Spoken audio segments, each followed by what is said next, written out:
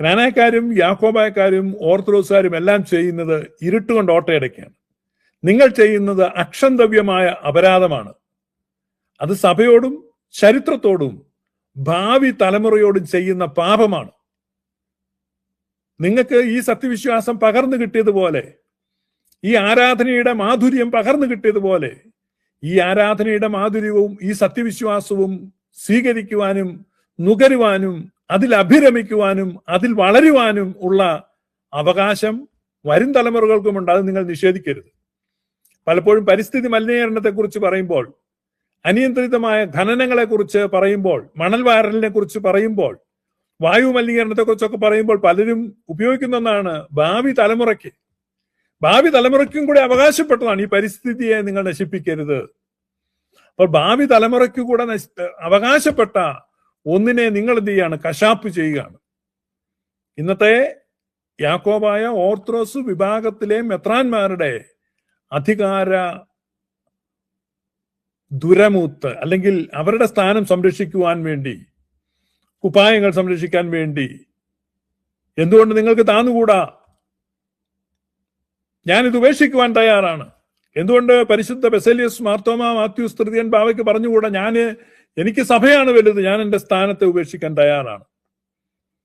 അങ്ങനെ ഒരു കത്ത് 995 ഒരു കൽപ്പനയായി മലങ്കരയിൽ വന്നത് ഞാൻ ഓർക്കുന്നുണ്ട്. പരിശുദ്ധ സാക്കാപ്രഥമൻ പാത്രിക്കീസ് ബാവയുടെ കൽപ്പന.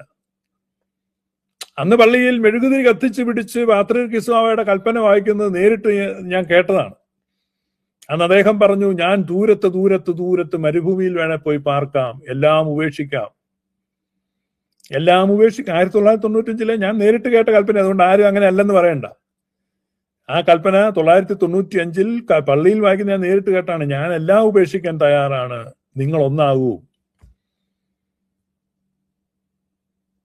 അപ്പോ വ്യക്തിപരമായ സ്വാർത്ഥ താല്പര്യങ്ങൾക്കുപരിയായി സഭയുടെ പൊതു താല്പര്യങ്ങളെ മുന്നിൽ കണ്ടുകൊണ്ട് വീണ്ടും ഇത്തരത്തിലുള്ള അഭ്യൂഹങ്ങളും കുതിരക്കച്ചവടങ്ങളും അതിനൊക്കെയുള്ള കളമുണ്ടാക്കാതെ ഈ രാഷ്ട്രീയ കങ്കാണിമാരെയും ദല്ലാളന്മാരെയും മധ്യസ്ഥന്മാരെയും ഒഴിവാക്കി ഒരു മേശയ്ക്ക് ഇരുപുറവും ഇരുന്നാൽ നിങ്ങൾക്ക് ചർച്ച ചെയ്ത് പരിഹരിക്കാനുള്ള വിഷയമേ മലങ്കര സഭയിലുള്ളൂ.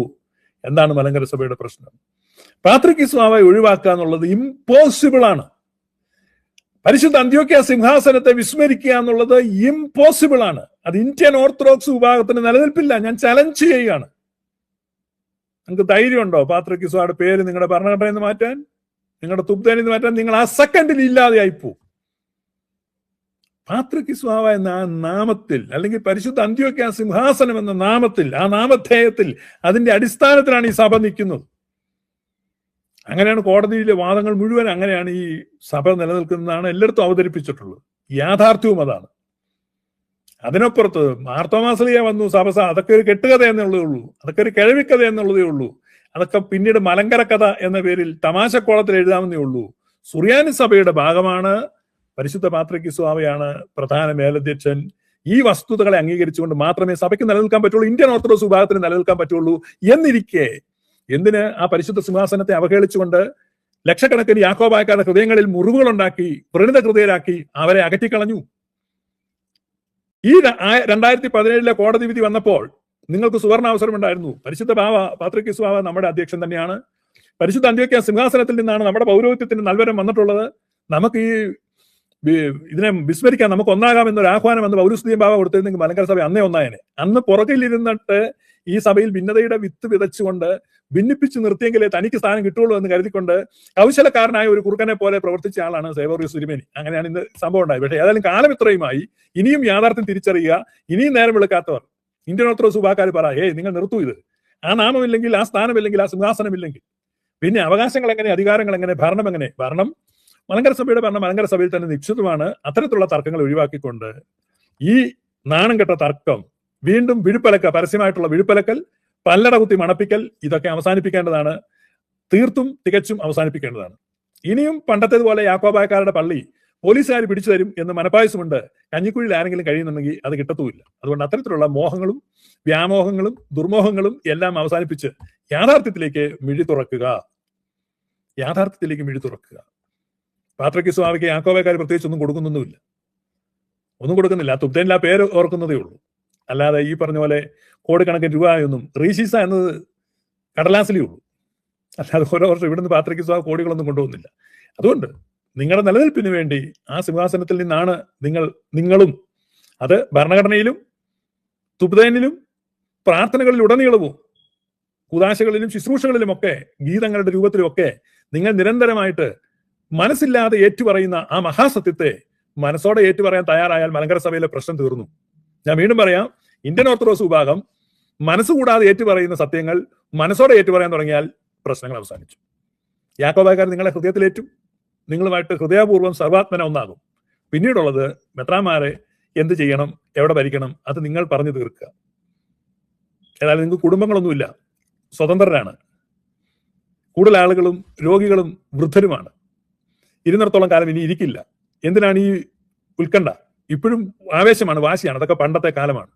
പുതിയ കാലത്തിലുള്ളവർക്ക് വാശിയില്ല, ആവേശമില്ല. നിങ്ങൾ ഈ പറയുന്ന പോലെ പഴയ ആദരവുകളും ഒന്നുമില്ല. അതുകൊണ്ട് ആധുനിക കാലത്ത് ഭാവിയെ പരിഗണിച്ച് സമകാലിക ബുദ്ധിയോടുകൂടെ പ്രശ്നങ്ങളെ പരിഹരിക്കുവാൻ തയ്യാറാകുക. വീണ്ടും ഇത്തരം പൊറാട്ട് നാടകങ്ങളുമായി, നാണംകെട്ട ചർച്ചകളുമായി സാമൂഹിക മാധ്യമത്തിൽ പൊതുജനങ്ങളുടെ മുമ്പിൽ നിങ്ങളുടെ ഈ വിഷയം അവതരിപ്പിക്കരുത് എന്നതാണ് എൻ്റെ പൊതുജനങ്ങൾക്ക് വേണ്ടിയുള്ള, പൊതു മനസാക്ഷിക്ക് വേണ്ടിയുള്ള, പൊതുജനങ്ങളുടെ പൾസ് അറിഞ്ഞിട്ട് ഞാൻ പറയുന്നത്. നിങ്ങൾ ദയവ് ചെയ്ത് സ്റ്റോപ്പ് ചെയ്യുക. നിങ്ങൾ മെത്രാന്മാരെ ചർച്ച ചെയ്ത് നിങ്ങളുടെ കാര്യങ്ങൾ പരിഹരിക്കുക. അൽമായർക്ക് പ്രശ്നങ്ങളില്ല എന്നുള്ളതാണ് യാഥാർത്ഥ്യം. ഇതാണ് മലങ്കര സഭയുടെ ഇപ്പോഴത്തെ സ്ഥിതി. ഇനി നമ്മൾ ഇതിനെപ്പറ്റി ഒന്നും കൂടുതൽ പറയേണ്ടി വരത്തില്ല. കാരണം ഞാൻ പറഞ്ഞ പോലെ അതിവേഗം ചെയ്തുകൊണ്ടിരിക്കുക, എക്സ്റ്റൻഷനിലേക്ക് പോയിക്കൊണ്ടിരിക്കുകയാണ്. നിങ്ങൾ സമാധാനം വരുത്തി യോജിച്ചാൽ ക്രിസ്തുവിന്റെ ഒരു അംശമെങ്കിലും നിങ്ങളെ കണ്ടെത്താൻ ആളുകൾക്ക് കഴിയും. ഇപ്പൊ നിങ്ങൾ ഈ ക്രിസ്തുവിനെ ഒന്നും കാണുന്നില്ല. കാരണം നിങ്ങൾ സ്വാർത്ഥത വെടിയാറിയും പരസ്പര വൈരാഗ്യത്തോടെയും തർക്കവും തമ്മിൽ കലഹവുമായിട്ട് ഈ ഒരു നിസാര വിഷയത്തെ പോലും പരിഹരിക്കാൻ കഴിയാത്ത നിങ്ങൾ എന്ത് കാര്യം പരിഹരിക്കും? ഈ നിസാര കാര്യങ്ങൾക്ക് പോലും നിങ്ങൾ മറ്റാളുകളെ ആശ്രയിക്കുകയും ഒക്കെ ചെയ്യുമ്പോൾ നിങ്ങളെ കൊണ്ട് എന്ത് ആകും? ഒന്നും ആവില്ല. പക്ഷേ നിങ്ങൾ ക്രിസ്തു സഹജമായ, ക്രൈസ്തവ സഹജമായ ആ ധാർമ്മിക മൂല്യങ്ങളിൽ ഊന്നി നിങ്ങൾ പരസ്പരം ക്ഷമിക്കാനും ഒന്നാകാനും സന്ദർഭത്തിന് തുയരാനും ഒക്കെ തയ്യാറായാൽ അത് പുതിയൊരു സന്ദേശമായിരിക്കും. അപ്പൊ ആളുകൾക്ക് നിങ്ങളിൽ വീണ്ടും എന്തുണ്ടാവും? ട്രസ്റ്റ് ഉണ്ടാവും, ഹോപ്പ് ഉണ്ടാകും. നിങ്ങളൊരു ക്രിസ്തീയ സഭയാണെന്ന് ആളുകൾക്ക് ഫീൽ ചെയ്യാൻ തുടങ്ങും. അത് അടുത്ത തലമുറയിലേക്ക് ഈ സത്യവിശ്വാസത്തെ കൈമാറാൻ അത് ഹെൽപ്ഫുൾ ആയിത്തീരും. ഇതാണ് നിങ്ങൾ ചെയ്യേണ്ടത്. ഈ ലോകത്തോടും വരും തലമുറയോടും പൂർവ്വ പിതാക്കന്മാരോടും സത്യവിശ്വാസത്തോടും ക്രിസ്തുവിനോടും പരിശുദ്ധ തൃത്വത്തോടും നിങ്ങൾക്കുള്ള എല്ലാ ധാർമ്മിക കടപ്പാടുകളും അങ്ങനെ പൂരിപ്പിക്കാൻ നിങ്ങൾക്ക് കഴിയും. അല്ലെങ്കിൽ നിങ്ങളുടെ ജീവിതം കൊണ്ട് എന്താകും? നിങ്ങളുടെ ജീവിതം കൊണ്ട് ഒരു അർത്ഥവും ഇല്ലാതെയാവും. നിങ്ങളുടെ ജീവിതം അർത്ഥപൂർണമായി തീരുവാൻ, ധന്യമായി തീരുവാൻ നിങ്ങൾ സഭയ്ക്കും ലോകത്തിനും ചരിത്രത്തിനും പിതാക്കന്മാർക്കും ഒരു അനുഗ്രഹമായി തീരുവാൻ ഇടയാകട്ടെ.